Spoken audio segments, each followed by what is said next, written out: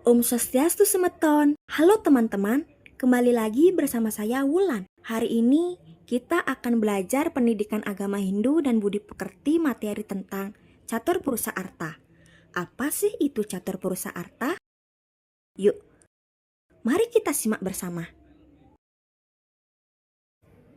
Pengertian Catur Purusa Arta. Catur Purusa Arta berasal dari bahasa Sanskerta, yaitu catur berarti 4, Purusa berarti manusia, dan arta berarti tujuan.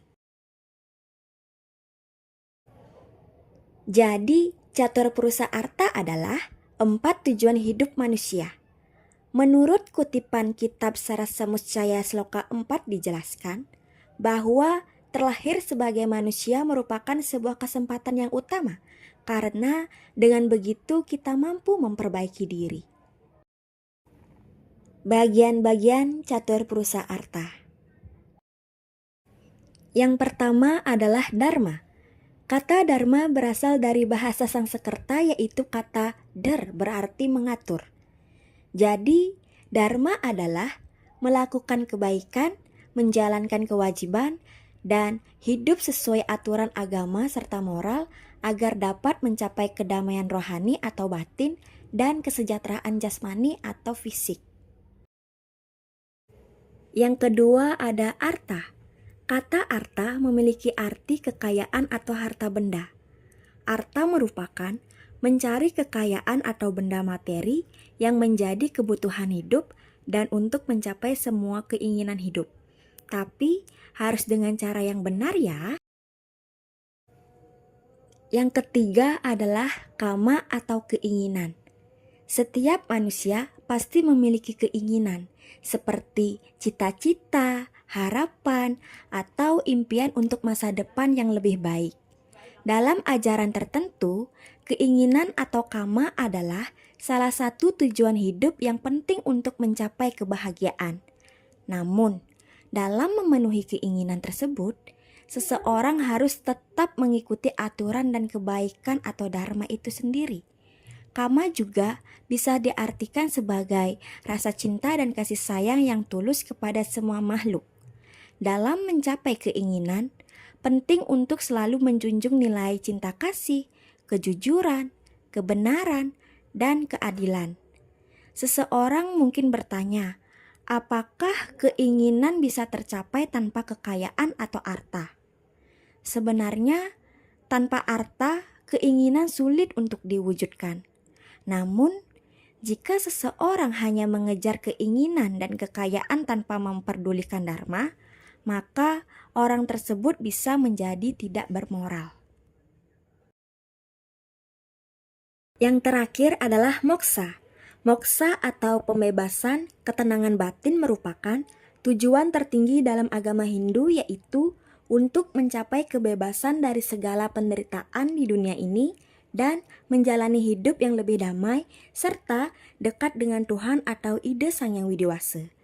Dalam ajaran agama Hindu disebut dengan Moksaratam Jagadita Yacha Iti Dharma. Selanjutnya, mari kita simak mengenai contoh penerapan ajaran Catur Purusa Arta dalam kehidupan sehari-hari.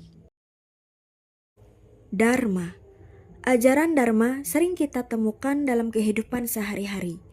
Contohnya seperti orang yang melakukan kebaikan tanpa pamrih, menolong orang yang sedang tertimpa musibah, membantu orang tua di rumah, jujur saat ujian, tidak mencontek, menghormati guru dan teman, dan masih banyak lainnya. Arta. Ajaran arta juga banyak kita temukan dalam kehidupan sehari-hari.